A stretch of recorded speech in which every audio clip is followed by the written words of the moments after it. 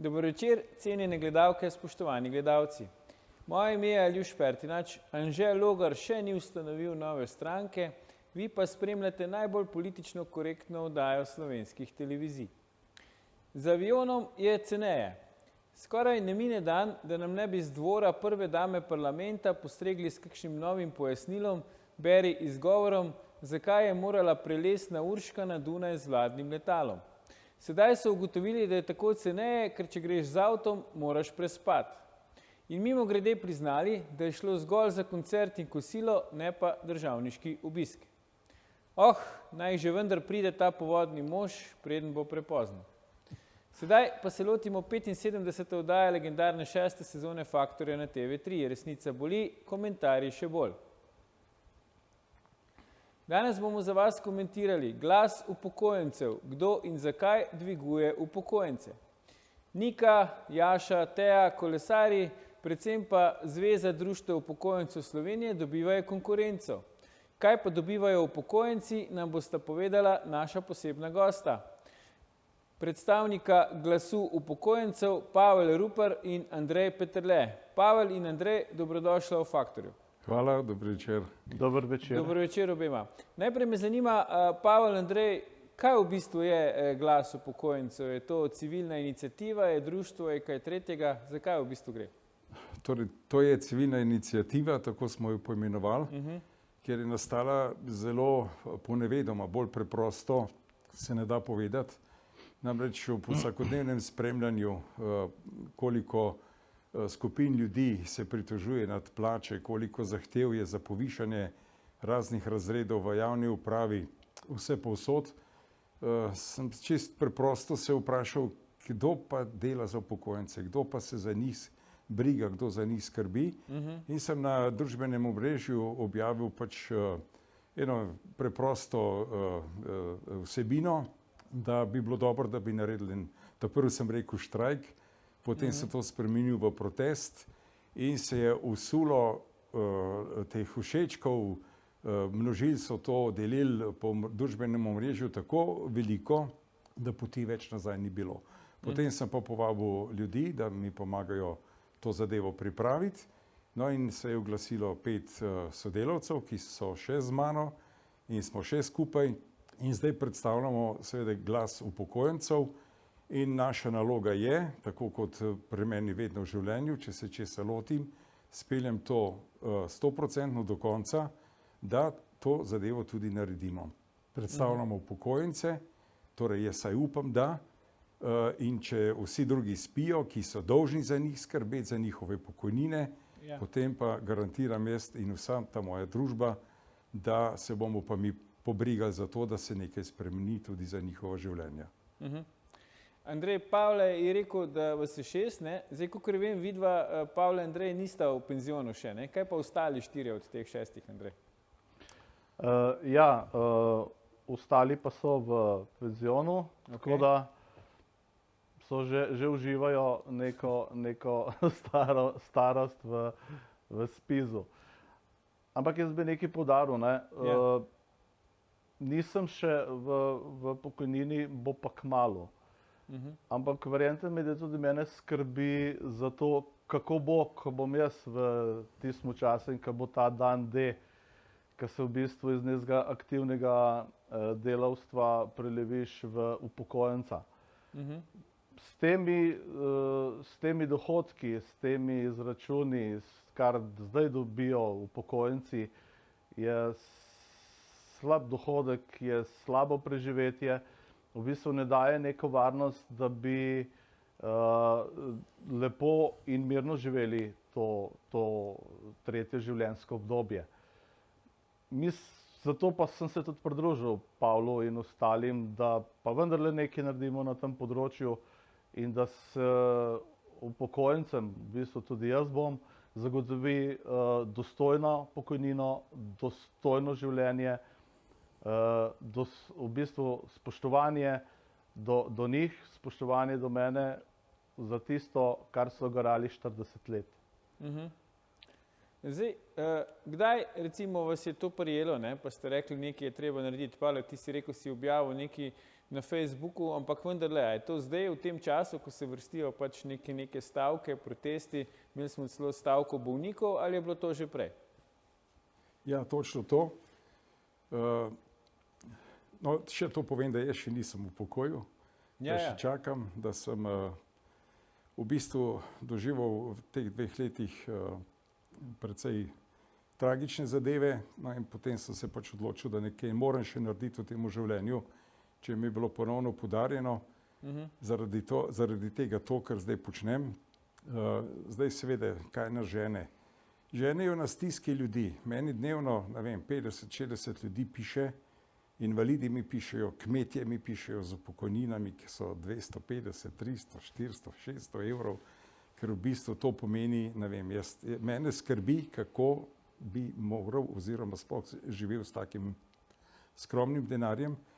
No in potem ni drugega kot zorganizirati se, te ljudi seveda tudi povabiti, ne zdaj doma za računalnikom pa za Facebookom pisati Ruparju, kako težko živite, treba je pridati, treba je enostavno vladi in vsem ostalim v Sloveniji povedati, da smo upokojenci ali da ste upokojenci še živi.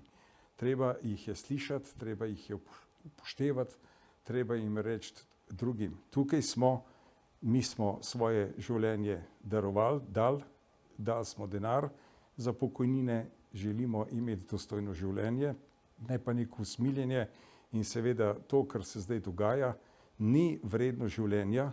Ljudje ne dobivajo pokojnine, ampak dobivajo drobtinice tistega, kar jim pravzaprav pripada. In naša naloga je z te skupine 6, ne da zdaj organiziramo proteste, da s protesti pospešimo miselnost vlade in vseh drugih ljudi, da so ljudje v 40 letih delali vse to, kar imamo mi, ceste, so gradili šole, so gradili svojim delom in svojim življenjem res vse tisto, kar zdaj mlajši uživajo. Mlade pa seveda tudi pozivam, slej ali prej, pa Bog daj, da bo tako, boste prišli na naše mesto. Tudi vi boste želeli imeti pokojnine, želeli boste imeti dostojno življenje in jaz seveda še enkrat pozivam in prosim, pridite vsi na protest, ta protest bo miroljuben, nikogar ne rušimo, nismo proti nikomu, smo pa za upokojence. Zdaj, pri nas v oddaji žal nimamo možnosti, da bi vas vseh 6 gostili, Andrej, ampak kdo so še recimo preostali 4, a jih poznamo? Javnosti niso poznani, so v bistvu z delavskega razreda, ampak jih je glih ta glas Pavla na Facebook profilu spodbudil k temu, da so se oglasili njemu, no pa tudi meni, in da smo začeli sodelovati. Če pogledamo situacijo, finančno situacijo, v bistvu inflacijo, zelo močno inflacijo trenutno in kako v bistvu vlada sploh je neodzivna do upokojencev in ne zvišuje že tako nizke prejemke, verjetno bi vsakega dvignilo k temu, da bi pa nekaj naredil za upokojence, da se poteguje za njih, ali pa tudi, če je upokojenec, v bistvu poteguje za sebe, za svojo pokojnino. Mislim, da je to zelo pomembno, da je v tem trenutku, da smo odzivni in da naredimo nekaj za njih, v bistvu naredimo nekaj zase, za svoje dostojno življenje. Zato so se tudi ostali odzvali. Zdaj, Pavel, če prav razumem, za razliko od ostalih 5, ti gotovo nisi politično gledano nepopisan list papirja, bil si dolgoletni župan, dolgoletni poslanec. Zakaj recimo nisi uporabil teh svojih zvest, teh svojih povezav, pa bi skozi stranko ali pa kako drugače naslovil te zahteve? Zakaj recimo si se odločil, da greš v neko novo inicijativo Glas upokojencev? Jaz sem politiko pustil na mir. Mene politika v nekem delu ne zanima popolnoma več, potem pa je prišla ena zahrbtna bolezen. 2-krat sem bil v 2 letih v komi, 2-krat, ko sem se zbudil. Najprej sem rekel, daj mir, bodi doma, skrbi za družino, za vnuke. No, ko sem se pa drugič prebudil, pa se je pri meni prebudilo nekaj, torej naredi še nekaj, nisi zastonj ostal na svet. Ne? V življenju imaš podarjeno, zdaj pa nekaj naredi še za druge. In je bila to preprosta odločitev, da pač to pot grem in jo bom peljal toliko časa, kolikor jo bom lahko. Moj cilj je, da nas vlada sliši. Še to povem, da vlada je presrečna, če se ne sliši upokojencev. Da ni vlada tista, ki bi spraševala upokojence, kako ste, koliko imate, kako živite. Pač pa so to organizacije, kot je Zveza društev upokojencev, mogoče gospod predsednik Sušnik.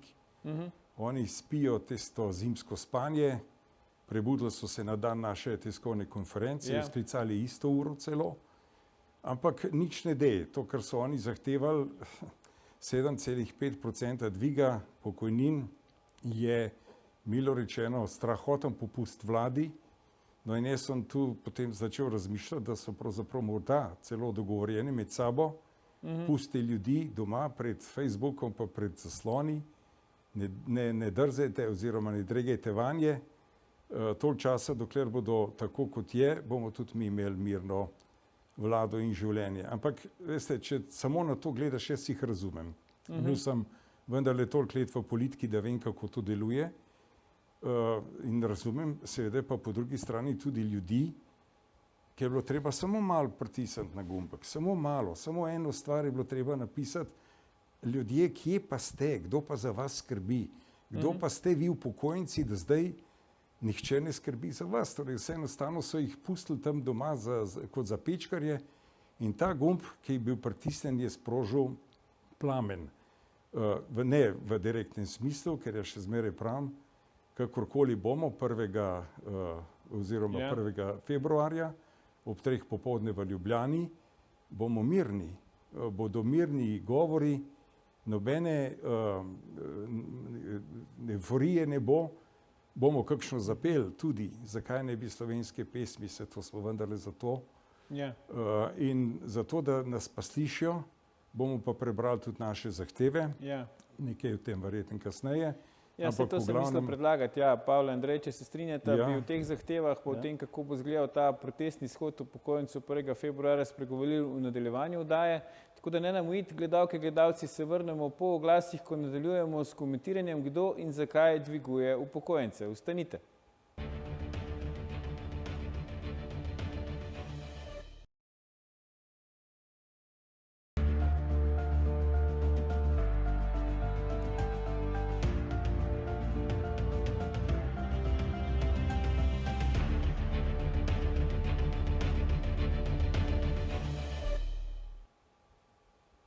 Dobrodošli nazaj. Z nami sta še zmeraj naša posebna gosta, predstavnika Glasu upokojencev, Pavel Rupar in Andrej Peterle. Pogovarjamo pa se o tem, kdo in zakaj dviguje upokojence. Andrej, Pavel, zdaj v prvem delu oddaje smo nekako te osnove povedali, kdo ste, zakaj ste se ustanovili in tako naprej, kaj vas v bistvu mori. Andrej, vi imate tudi neke konkretne zahteve, ki ste jih priložili ob tem pozivu na vseslovenski protest upokojencev, ki ga organizirate 1. februarja ob 15. uri v središču Ljubljane. Zdaj, kaj so v bistvu te vaše zahteve, kire se tebi zdijo najpomembnejše, bomo prosili režijo, da jih tudi pokaže na zaslonih. Izvoli. Mislim, ena od zahtev, se pravi takojšen dvig, 20% dvig plač, pokojnin do 1500 in 10% na 1500, jaz mislim, da je to nujno. Zakaj je nujno? Nujno zaradi tega, ker je inflacija, sicer uradna inflacija 10, pa še nekaj procenta, se mi zdi popolnoma nerealna. Saj, če greš v trgovino po nekih malih nakupih, vidiš, da se je v bistvu vse podražilo za 50%. Elektrika 50%, voda in ostale storitve 50%. Svoje čase bil tudi naftni derivati, so bili na visoki ravni, zdaj so malo manj, ampak vse. Enostavno upokojenci nimajo od kje vzeti. Mislim, to je tako velika stiska, da si mogoče nekateri z malo večjimi dohodki niti ne predstavljajo, kako to izgleda. Ampak ko se pogovarja z ljudmi, ki imajo 350, 450 evrov pokojnine, mislim, a gleda v trgovini, a bo te makarone ali bo une makarone, a bo cenejše ali bo dražje, mislim, grozno. Mislim, to je tak stres, da mislim, da tudi na tem področju zaradi te nevarnosti, neudobja, starejši tudi več zbolevajo. In zaradi tega je tudi zdravstvo bolj obremenjeno. No, druga stvar se mi zdi zelo pomembna je v ustavo zapisati, to se pravi, da tudi za nami, tudi mi, ki prihajamo v pokojnine, da se zapiše 75% odmera pokojnine. Mislim, to je zelo pomembno. Zakaj? Da ne bodo vedno v nekih vladah, drugih, pa bilo levih ali desnih, saj vseeno, ta odstotek zniževali na tisto raven, ki ne omogoča dostojnega življenja. Mislim, uvesti v ustavo 13. plačo. Seveda, zelo pomembno, ampak to zaradi same sigurnosti, varnosti upokojencev. Tako, ja. Ne.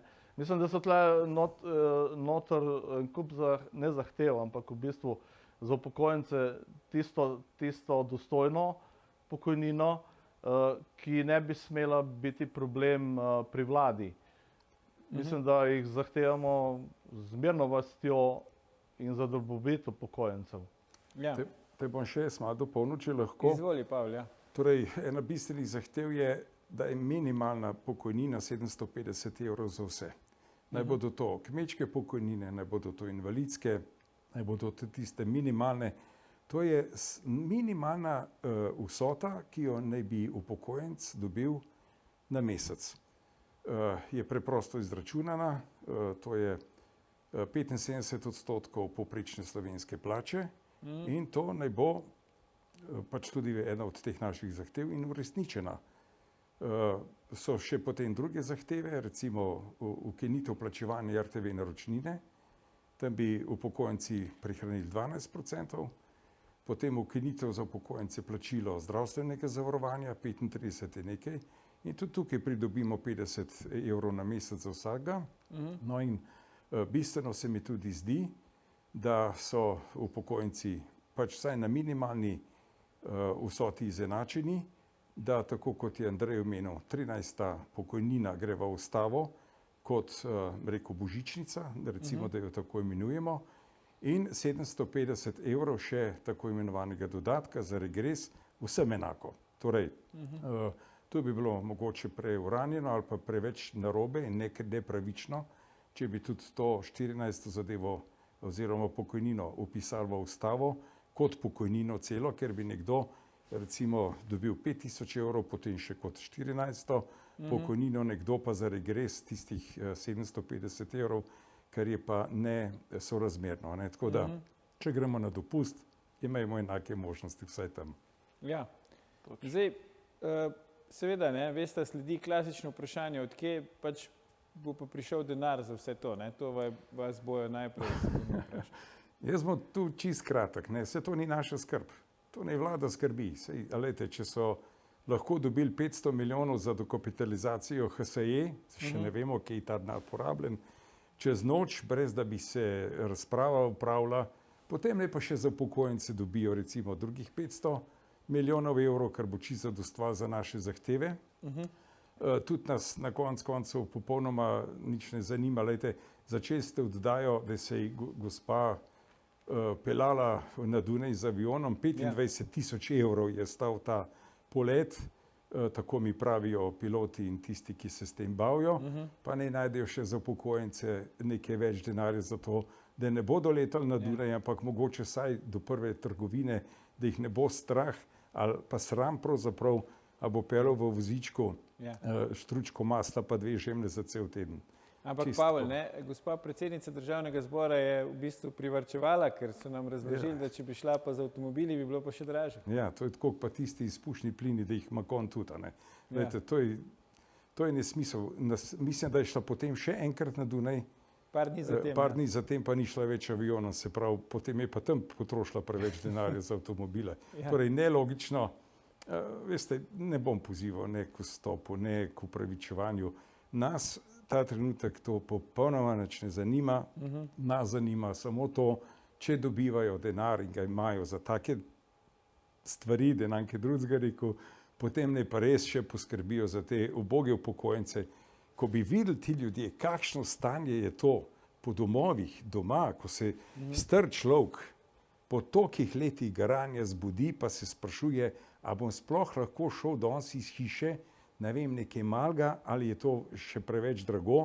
Lej, ko bi to ljudje vedeli na vladi, ali pa tisti, ki se ne brigajo za te ljudi, potem bi vsak svojega žepa dal, ne da iščejo državni denar za to, da bi pokojnine dvignili. Zdaj, ja, Andrej, si hotel kaj reči? Ja, jaz bi samo eno stvar dodal. Ne. Saj pri tej zgodbi so v bistvu največji problem, tiste najnižje pokojnine, tisti pod 500 evrov, pod 600 evrov, ne, tam treba nujno zagotoviti tisto dostojno pokojnino, da v bistvu lahko si plača račune, da si plača hrano, da si plača pa tudi imaš malo luksuza. To je tista osnova, za katero se res borimo. Ne? No. Nekaj me zanima, ne? Zdaj, ves čas poslušamo, upokojenci so najbolj zvesta volilna baza, se pravi, najbolj pridno hodijo na volitve, največ jih v resnici je. Imamo stranko upokojencev Desus, imamo zvezo društev upokojencev Slovenije, ne, ki je tudi neka močna skupina pritiska, tako naprej in tako naprej. Ampak pol pa rabimo 6 ljudi v neki organizaciji, civilni iniciativi, si pravite zaenkrat Glas upokojencev, da pridejo s temi zahtevami. Meni to nekako to dvoje ne gre skupaj. Kako vi da to komentirate? Seveda ne gre, ker jaz mislim, da sodelujejo med sabo. Ne? Res je to zelo hvaležno volilno telo, ampak te upokojenci niso neumni, veste, pa čuti, če kdo kdaj komu nasede v politiki, ne? Ko se pa zatošelj pride, pa točno ve, koliko je ura. Veste, v predvolilnih kampanjah, jaz se še spomnim, torej obljubljamo. Zelo preprosto in lahko je priplesati na pozicijo. Ne? Lahko plešete vi, pridete za župana, pridete za predsednika vlade, kakorkoli, ampak potem, ko ste pa na funkciji, ko pa začne nekdo spraševati, ti, kaj pa je zdaj s tistem, kar si je rekel, takrat je pa tako, kot je zdaj pri nas. Ne? Takrat se pa ljudje začnejo spraševati, dobro, sem bil res spet toliko neumen, da sem dal nekomu glas, od katerega sem pričakoval, da mi bo pa mogoče pomagal skozi to borno življenje nekako malo lažje prideti, in če tega ni, potem je to tisto, kar ste rekli. Ne? 6 ljudi lahko s posluhom do teh ljudi zelo hitro pove, da nekaj pač ni v redu in da zahteve, da v redu mora biti.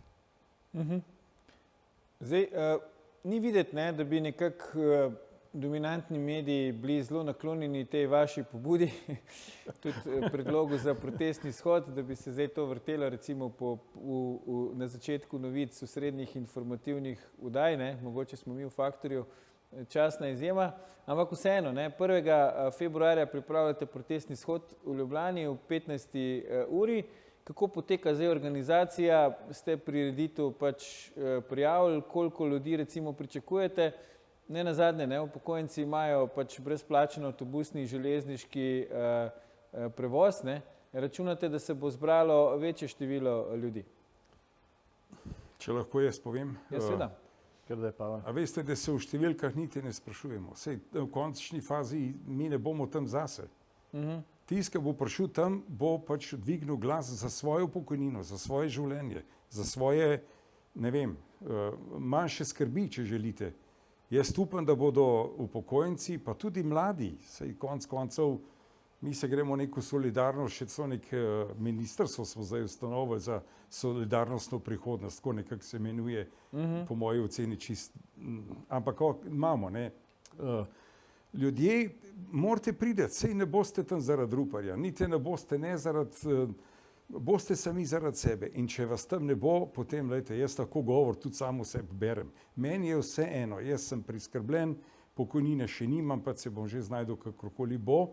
Gre za vas, gre za ljudi, gre za upokojenke, za upokojence in jaz seveda apeliram in upam, povabim tudi vse sindikate, ki se zdaj torej nekako borijo za svoje člane.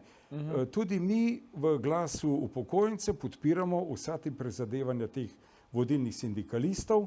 Dajmo skupaj narediti nekaj, da bo videti solidarnost na prihodnost.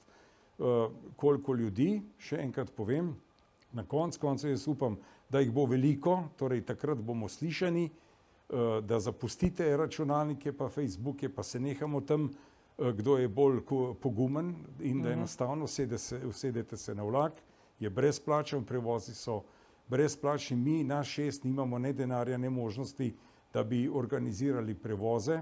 Apeliram na predsednike in vodstva Društva upokojencev po Sloveniji, organizirajte se. Apeliram na vse politične stranke, odbore, mreže so zelo dobro postavljene, pustite svoje ljudi, ne jih zavajati, ne vem zakaj, kako, da če boste tam pa nekaj ne bo. Nihče ne prihaja zaradi ljudske iniciative Glas upokojencev, ampak če boste prišli samo zaradi sebe. Ste pa prijavili, Andrej, prireditev? Ja, prireditev je prijavljena. Ok, ker vemo, da v preteklosti smo imeli s tem tudi težave, ampak pri vas očitno ne. No, zdaj jasno je bilo, takoj, ko se je ta vaša iniciativa pač pojavila, da se bodo zgodile dve stvari. Ena je tipično slovenska, pač se pravi, da se vas poskuša nekam popredalčkati, politično umestiti. Druga je pa bila tudi verjetno pričakovana, to pa je tisti del civilne družbe oziroma organizacij, ki na nek način pač podpirajo aktualno vlado, so takoj seveda vas razglasili, da niste ta pravi, da niste naši upokojenci, mogoče sploh niste upokojenci, ampak da ste pač neka ekspozitura največje opozicijske stranke, Slovenske demokratske stranke. Zdaj, hote, ne hote, Pavel, tvoje dolgoletno članstvo v SDS-u in tudi politične funkcije, ki si jih imel, pač, ko si bil politično aktiven, na nek način pač dajo nek alibi tem uvrstitvam. Ampak ne glede na to, saj verjetno se take reakcije pričakovali, zdaj, ko se proti temu boriti, oziroma po drugi strani, tudi če bi bilo vse res, nič hudega, ker vidimo, da tudi te organizacije, ki sem jih naštel, pa ki sem jih omenil v uvodu, naše glavne teme pač na enak način delujejo, saj ne skrivajo, da so v dobrih odnosih z vlado, da so si prijatelji s predsednikom vlade in tako naprej. Se pravi, kako zdaj nekako tukaj znotraj tega loviti ravnotežje? V prvem trenutku, ko smo dali pobudo, jaz niti na politiko, niti na druge civilne iniciative, niti pomislil nisem. Vam odkrito povem in sem prav vesel, da nobene politike ni za nam. Ali pa je vsa politika za nam. To bi bilo najboljše, ne? To bi bilo najboljše, ampak v bistvu je. Saj ljudje, ki bodo prišli, ki so upokojenci, meni vse glih, koga ste volili, Svobodo ali SDS ali Novo Slovenijo, SD, popolnoma vse. Vi pogledajte, koliko imate na mesec pokojnine, pa se pač vprašajte, a bom zdaj tam gledal Ruparja kot SDS ali ga bom pa resetiral, koliko je on svoje življenje, ko se iz kome zbudil, pa gremo jovo na novo pot. Sej, tlele ni treba. Politike pa, tudi tisti, ki boste prišli, jaz vas lepo prosim, prineste sabo kakšen pameten transparent slovenske zastave, nikakor pa ne zastave političnih strank. Lejte, na koncu smo ali pa boste in ste upokojenci. Če tu ne moramo preseči tistega negativizma, ločevanje ljudi med sabo, a si tam gun, tret, levo, desno, potem bodite doma in štejte tistih 500 evrov na mesec in to je to. Če pa želite preskočiti to vašo mejo revščine, pa enostavno zapakirajte politiko. Kaj nas briga politika? Lejte, in jaz sem vesel, da po svoje, kot sem rekel, nikogar ni za nami in vesel sem, ker so vsi za nami. In upam, da tako tudi ostane.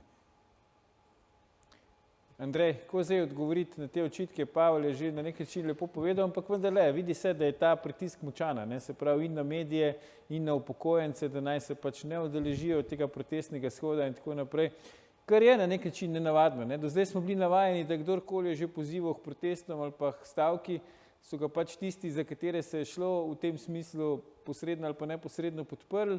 Zdaj pa vidimo, da imamo neke nove tudi prijeme. Imeli smo stavko pacijentov, pri kateri je bilo pol časa posvečenega temu, da se pove, da se ne stavka proti vladi, ne, čeprav je verjetno vlada najbolj odgovorna za položaje pacijentov, ne, in da to ni v podporo pač največji opozicijski stranki. Zdaj spet vidimo, ne, da se opozarja, da vi niste ta pravi, ne, se pravi, ne zdaj protestirati, bomo drugič protestirali, ko bomo mi to organizirali, če bo treba, ne, se sliši po to. No, zdaj, kako recimo se tebi to zdi, Andrej?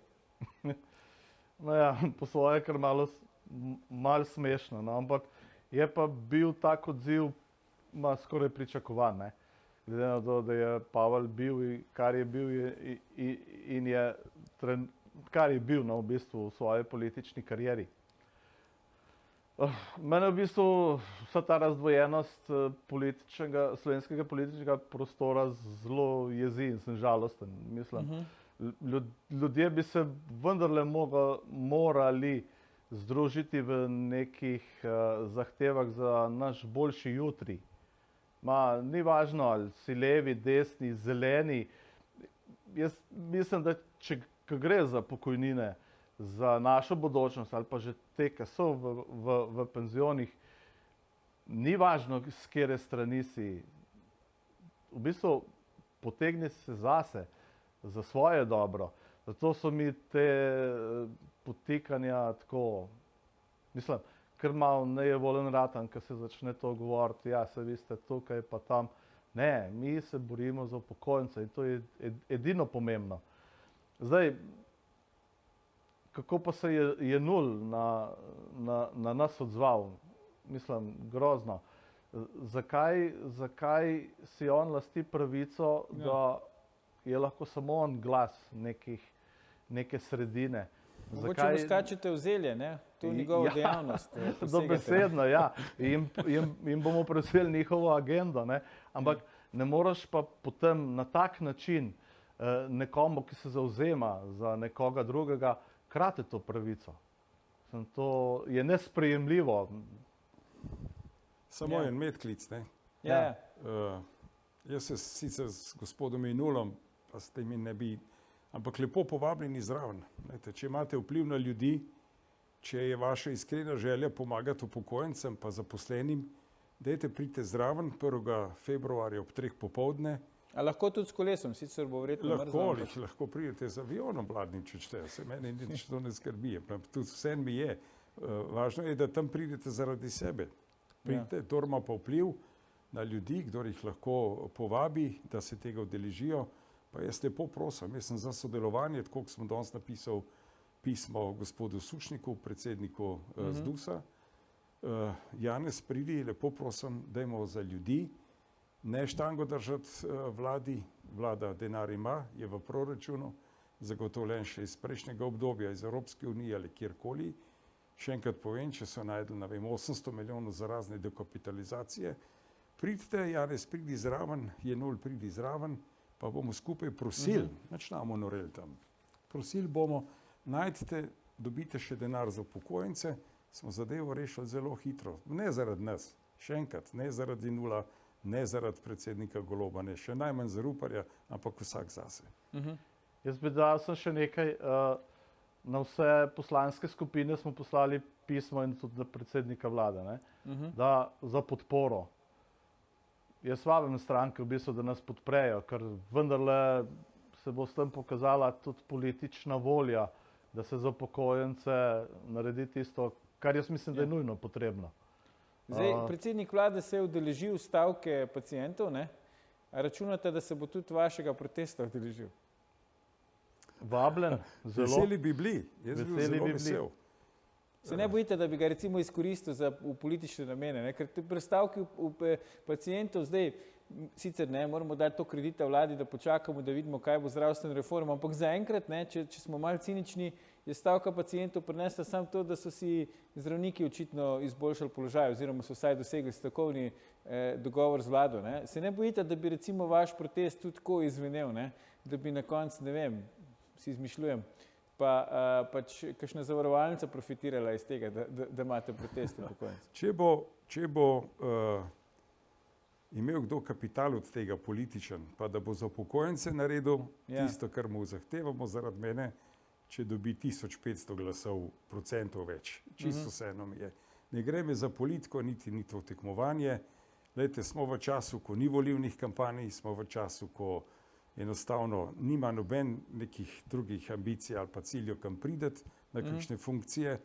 Če bo kdo tam iz tega dobil tudi makar politične točke, ne pa jih, ampak pod pogojem, da bo za ljudi kaj dobrega naredil. Ja. Ne samo, da tam govorijo, obljubljajo, na koncu se pa ljudi doma v revščini valajo, veste, brez veze. Eno stvar bi te še vprašal, Pavel, no, vendarle dolga leta si bil v politiki, v bistvu poznaš slovensko politiko do obisti, ne?